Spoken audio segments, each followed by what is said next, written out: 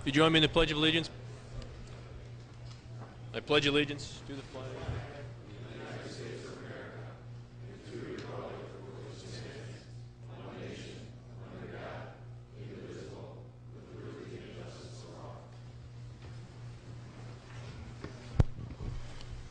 All right, roll call of supervisors, please.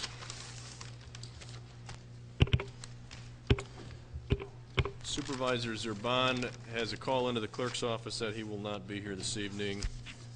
The county clerk, I believe, is at the clerk's conference, if I'm not mistaken, so she's excused as well. 27 in attendance, is that correct? Yes. First order of business this evening is we will welcome the County Executive, Jim Kreuser, for the State of the County address.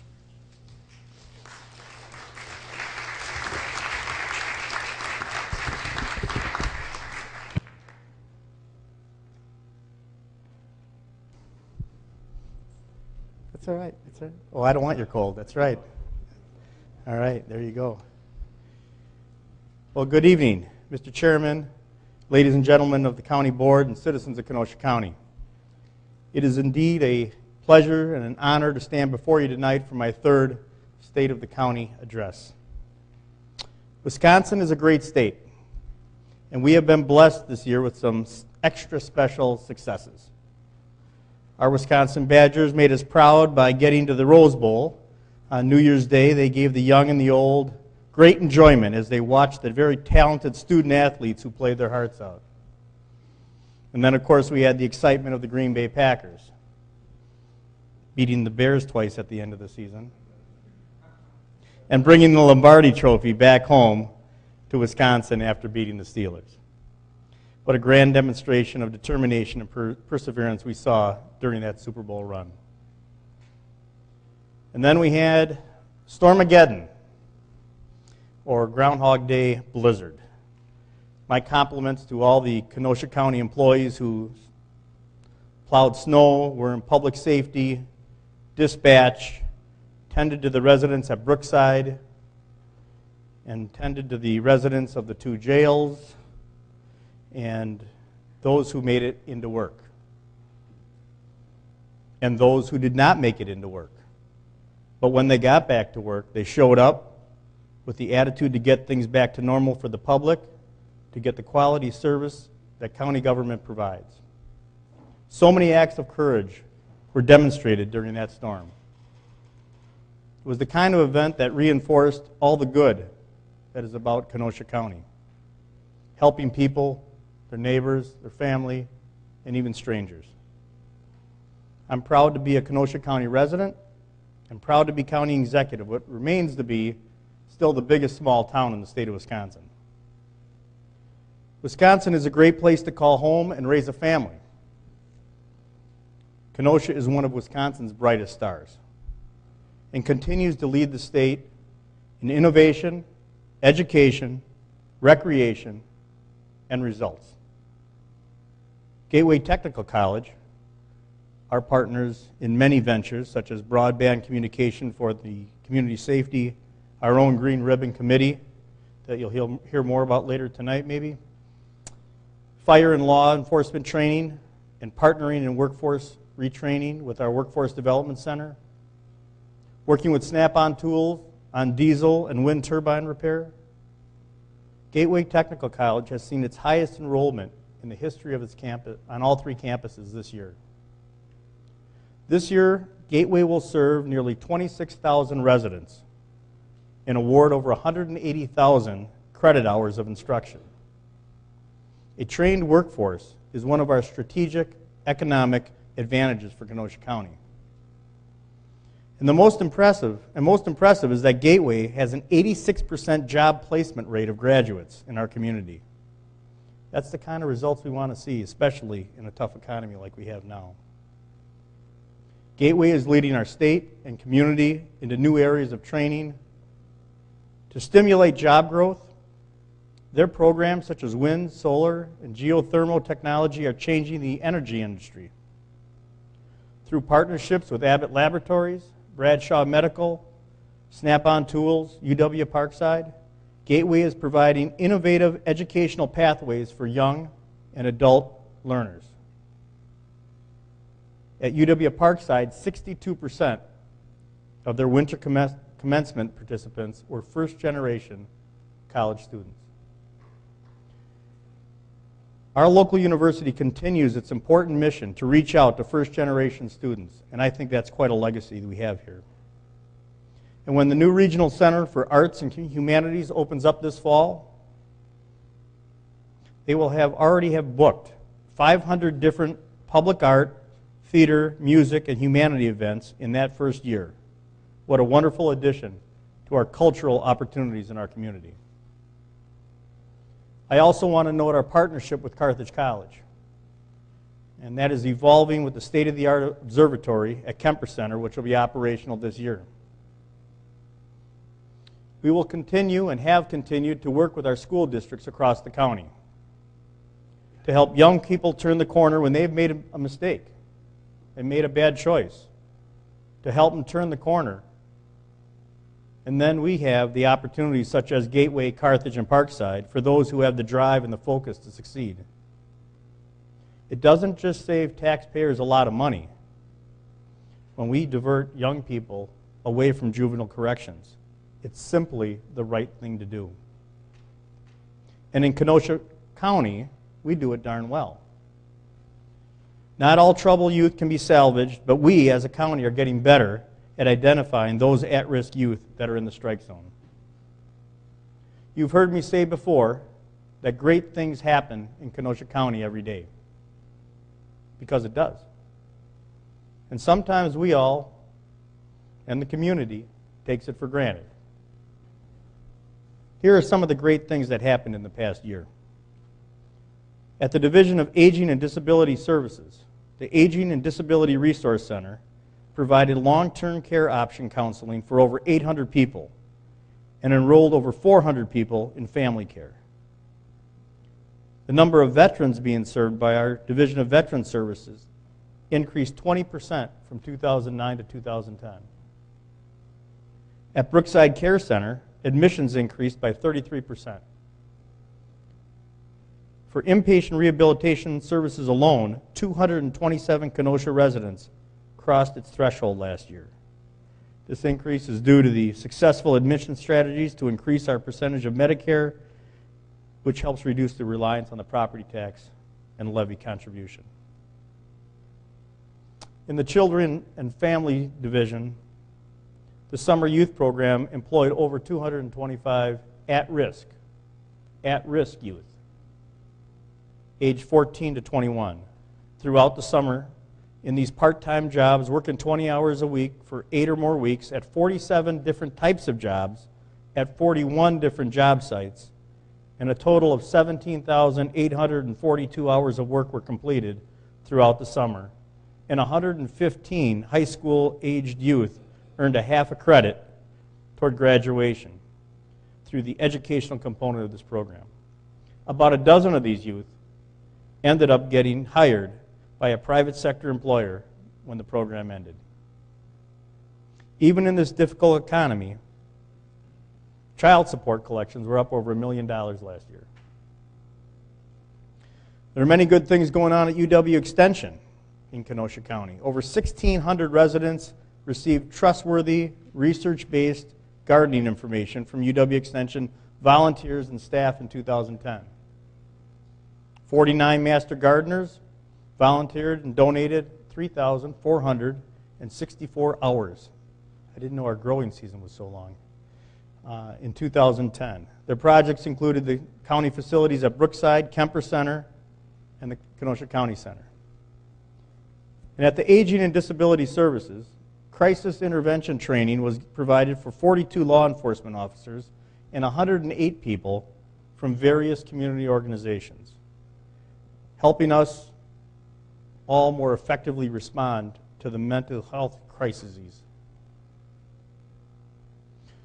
When I look around Kenosha County government, I see a lot of dedicated economic support workers, correctional officers, nurses, parks employees, highway workers, court employees, and all the supervisors and the managers Many, many people who are committed to helping Kenosha County residents in many, many ways. Especially what has happened, in light of what has happened over the past several weeks here and in Madison, I would like to give all of our county employees a round of applause.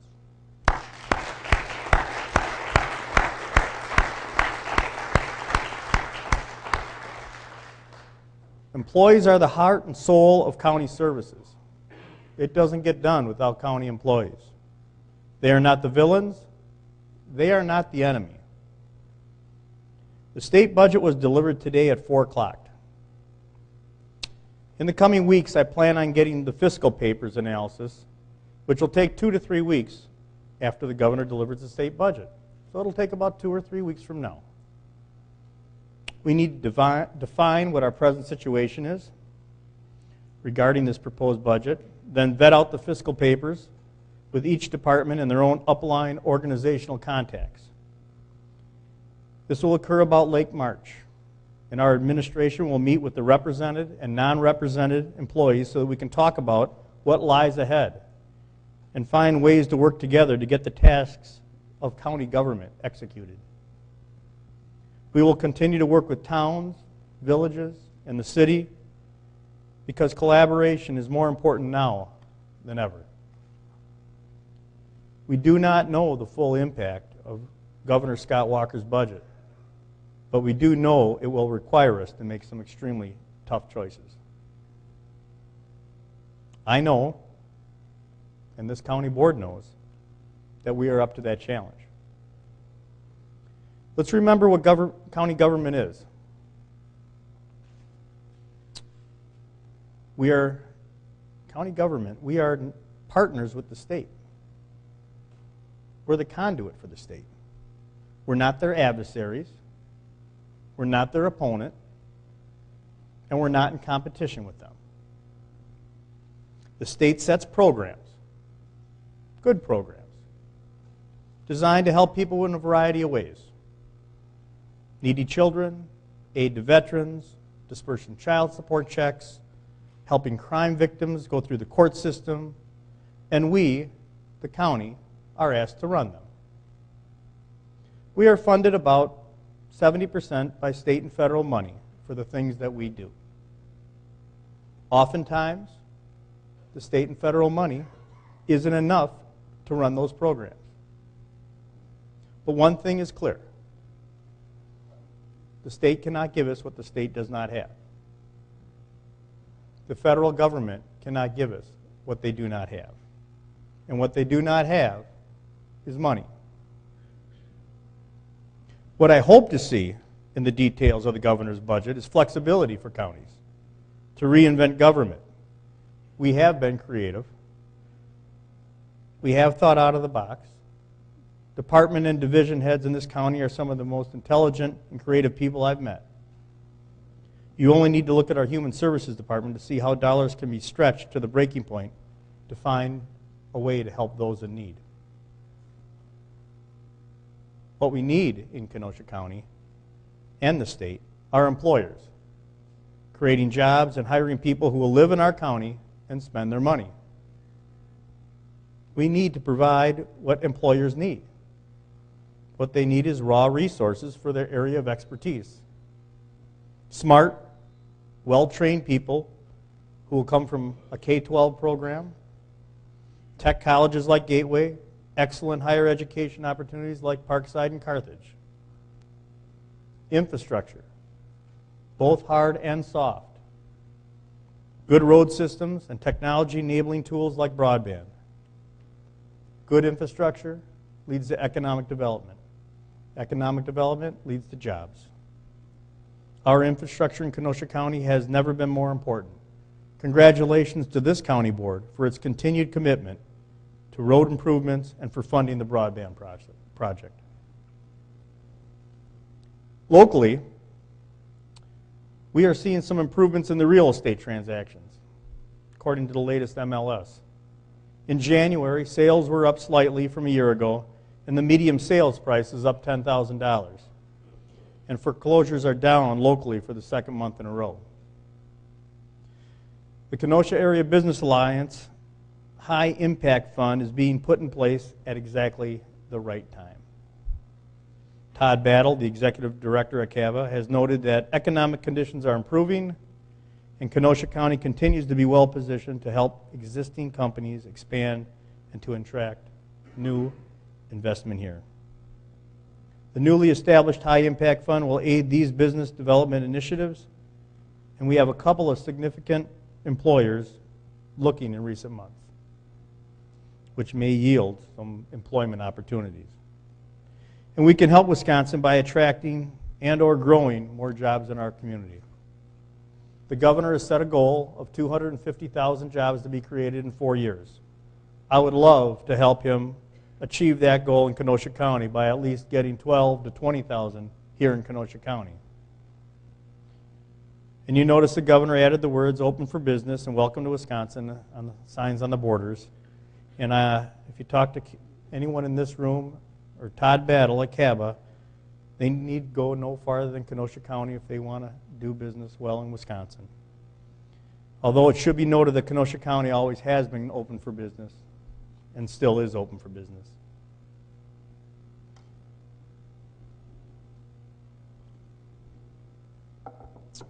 We are going to have to make some difficult choices. Some significant programs will likely end. Workforce reductions will take place. We recently learned that a federal bill passed in the U.S. House on February 19th would effectively end the Workforce Investment Act program to the tune of $630,000 in Kenosha County and would eliminate 16 mostly contracted positions. What this means is the immediate end to nearly all worker retraining programs, including the Kreuser Dislocated Worker Retraining Program that just started.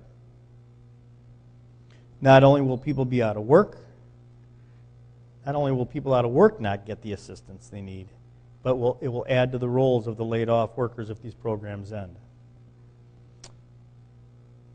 There'll be more news on that by the end of the month, whether they extend that or not. That's just a sample of the difficult decisions that lie ahead before us. While the state and federal government are in a rough and tumble condition, the local level, the level of government closest to the citizen, needs unity, stability, and a reasoned approach for what is to follow next in local government. Tough choices are ahead, and patience is going to be required. Long-term stability in county government and best financial practices need to be taken into account to make the best out of a difficult international retraction. Faith and unity in our community, as well as county board members working with each other, will be essential, as we will no doubt have more needs than resources to meet those needs. In the coming year, there will be some things done very different in county government. But working together in a sound, methodical way, we will find a way to maximize our resources and to best serve our community. I have spoken to many on the county board, and most know and agree that in this environment, old and carryover practices from the past may change in a number of areas. Collectively, this county board, together, we have ended vacation payout to save $145,000 annually. We have ended subsidizing retirees' health insurance to save over $760,000 annually. And with last night's unanimous vote by the legislative and administration committees, I concur that the taxpayers will no longer pay for county board insurance, saving a minimum of $200,000 annually. These former reoccurring costs of over $1.1 million will be gone for good. Good not only for the taxpayers, but good for county government. My 2012 budget will not include those three provisions that were subsidized by the taxpayers in the past. Communication and compromise will be needed to address the significant challenges that come before us. on all levels. I know, eliminating county board health insurance will not result in a backlash from those of you who support health insurance benefits, because I know that you are better people than that. And you know, like I know, many people have lost their jobs, their health insurance, and their homes. I know your priorities are sustainable county government and more efficient county services. There has never been a time more important than now for us to pull together as we reinvent county government in this new era. Meanwhile, we await the final word on the all-important details from Madison and on other ways that the county government will have to change. At the end of the day, we must embrace the challenge. We stand ready for those changes and that challenge that this new era will give us. We will do what we've always done. We will make it work. We employ some of the best and brightest here in county government, and I'm proud to work shoulder to shoulder with the union members, the non-union members, and the elected officials. Kenosha County is now and will remain the best place to live, work, and raise a family. But it's going to take hard work, and we're going to have to work together. The state of Kenosha County is that we're in a good position, much better than some of my colleagues around the state. We have a good position financially, geographically, and nimble enough to make the changes that will unfold to us in the coming weeks and months. We are in a good position to work together to tackle the adversities that may face us and to have good things happen in our community. I look forward to the new businesses and new residents and families who will join us in the future. And I am thankful to the businesses and the families who now call Kenosha County their home. And I look forward to working with you. And it's going to be hard work in the coming months to retool county government with you, the county board. It's going to take a lot of time and a lot of effort. And I think that by pulling together, we will be in a position to succeed and be better tomorrow because of it. I would like to thank you all tonight. May God bless all of you in our journey, and may God bless Kenosha County. Thank you.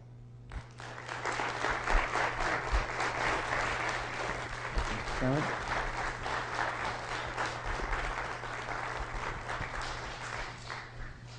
Citizen comments.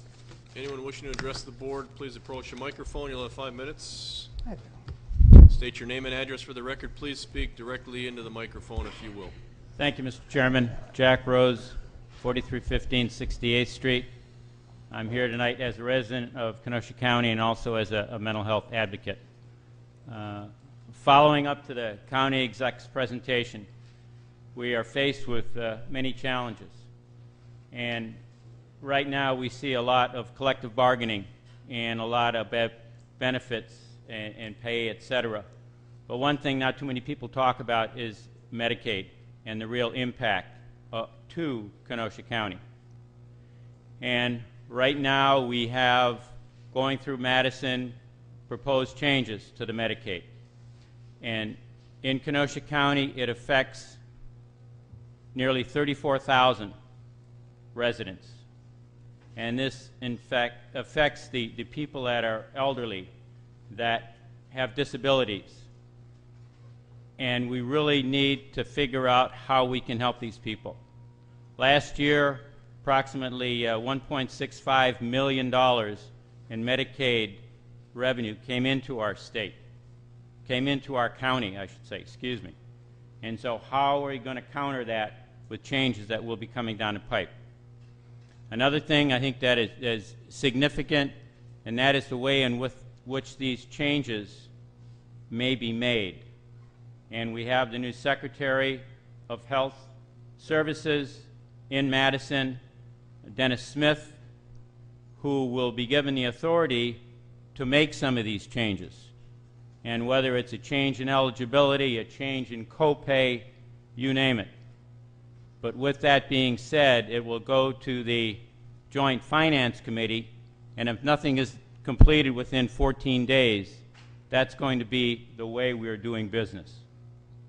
So we have to be alert to that. And also, as a member of the NAMI Wisconsin Board of Directors, the National Alliance on Mental Illness, we see 72 different counties in this state as far as how we deal with mental health issues. And we in Kenosha County really need to be proud on how we do business. And now, in these challenging times ahead, it's going to be a much more difficult effort. Thank you very much, Mr. Chairman. And I have handouts here if you'd like to distribute them for the members of the board. If you'd like to hand them to Supervisor Johnson here on the end, and we can make sure those get passed out. Thank you all very much. Thank you for your comments. Anyone else wishing to address the board?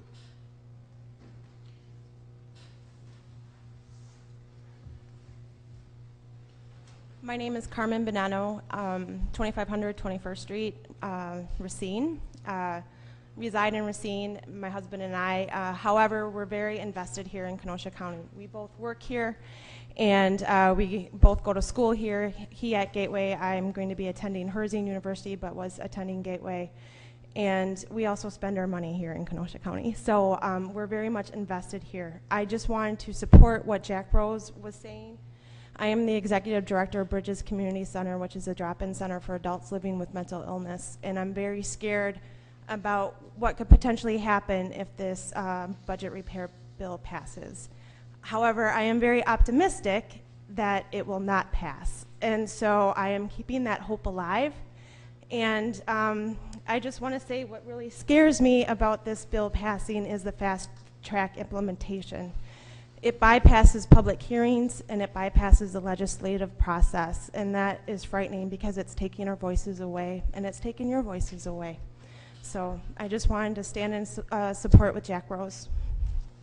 Thank you. And we certainly appreciate all you do in Kenosha County, and you're welcome to live here if you'd like as well.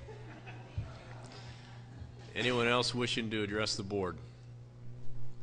Any other citizen comments? If not, citizen comments are closed. Announcements of the chairman. I have one, and it's really to piggyback a little bit on the county executive's comment regarding the Green Ribbon Park Planning Committee. We did meet today after a bit of a hiatus, and the progress, I was very surprised and very pleased with the progress that the subcommittees have made. There's a great number of reports back to the group with regard to the development of that park, the progress that each committee has put forth over the last several months. We are committed to finding a way to open that park in some way as quickly as we can, but the bigger picture remains in focus, which is to develop a sustainable park, a park that is geared around sustainability.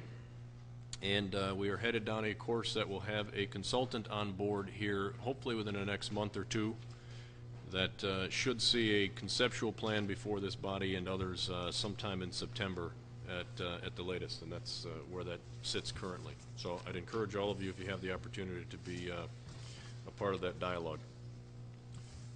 Supervisor reports. Supervisor Clark. Thank you, Mr. Chairman. Tonight we had a joint meeting of the Finance and Legislative Committee talking about the size of the county board. The outcome of that meeting is the scheduling of another meeting on March 22nd. Depending on the size of that, we may have it out at 45 and 50. We may have it here. It's our hope at that meeting that we will address the issue and make a recommendation to the redistricting committee. We've asked the members of the committee, and I'm asking members of the county board, if you have any questions or any concerns relative to the size of the county board or information that you need to have information on to be able to make an informed decision, that you contact Mr. Joe Cardamone of the Corporation Counsel's office, who's the point person there to handle this, or Mr. I believe Al Brockmeyer, Land Information. They will be the ones that can gather the information and respond to your questions. Also at that meeting, we're going to be talking about, there's a resolution that's been assigned by Chairman Molinaro regarding the restructuring of the county board. And it's hopeful that due to the time constraints that we get the size of the county board resolution before the county board at the first meeting in April. And at that time, if possible, the restructuring resolution or shortly thereafter. So mark the date on your calendar, March 22nd. It's the fourth week. There's generally not a lot of business on the county board. That your input will be very important. Thank you. Thank you. Supervisor Hallman. Thank you, Mr. Chairman. The IT subcommittee met on February 16th. Our discussion centered somewhat around the budget timeline for getting our priorities together and getting them submitted as part of the county executive's budget. We decided that the first thing that we would tackle would be the voting system, and to a certain extent, as well as it could be tied in, the sound system, and that we would follow that up with presentation equipment for the board chambers. County staff, the county clerk, and Carl Samuelson from our county IT department are currently engaged in information gathering about what voting systems exist out there, what audio-visual systems exist out there, what those packages look like, and what those costs are. Mr. Samuelson sent out earlier this week a list of his findings. I can have the clerk send that out to members of this body. There are, looks to be about 10 on here on his list. We discussed taking tours of surrounding counties, school boards, and municipalities to view their systems. If the committee wishes to do that, those dates and times will be made available to the board so that the board can participate in those tours. And finally, I had a bit of difficulty posting the minutes. I noted that we don't have necessarily a policy that addresses the creation of subcommittees, so there's really no website for us to post our minutes to. I don't know whose purview that would fall under, but that might be something that we wish to take a look at. I'm certain you don't want this on Facebook. I'm So. getting the sense that it just fell within the purview of your subcommittee. All right, so be it. Thank you.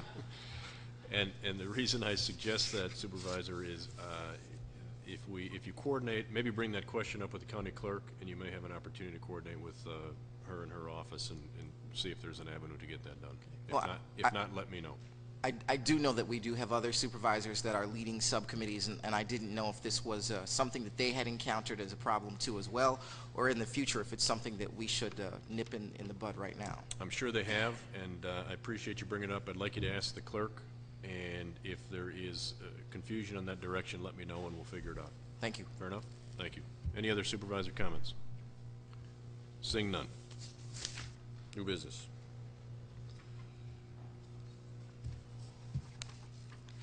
Ordinance first reading to required from Legislative Committee an ordinance to create section 2.06 sub 4 of the Municipal Code of Kenosha County regarding consent agendas. Resolution one reading from the Legislative Committee regarding legislation regarding synthetic marijuana submitted by Legislative Committee Supervisor Kubicki, Hallman, and Boyd Frederick. Supervisors Bob Haas and Ron Frederick were excused. Supervisor Kubicki. I move Resolution 121. Resolution 121 moved by Supervisor Kubicki, seconded by Supervisor Hallman. Supervisor Kubicki. Thank you, Mr. Chairman. This is an advisory resolution asking our state assembly, state senate, and governor to pass a bill to ban synthetic marijuana in our state. It is also my understanding that the federal government is also in the process of outlawing synthetic marijuana in our country, and I encourage your support for this resolution this evening. Thank you. Thank you. Anyone on Resolution 121? Seeing no one wishing to speak, all those in favor signify by saying aye. Those opposed, motion carries. Claims. Shannon Kozinski, Felon Courthouse parking lot. Refer to Corporation Council. Brian Morton, mailbox damage. Refer to Corporation Council. Approval of the February 22nd, 2011 minutes by Supervisor Decker. Before that motion, I would point out that I have the date wrong on the top of the minutes. It should be February, not January. So Supervisor Decker. With that correction, friendly amendment, I move to move the minutes, to approve the minutes. Moved by Supervisor Decker, seconded by Supervisor Noble. All those in favor as amended signify by saying aye. Those opposed, motion carries. Motion adjourned by Supervisor Michael, seconded by Supervisor Brunig. All those in favor signify by saying aye. Those opposed,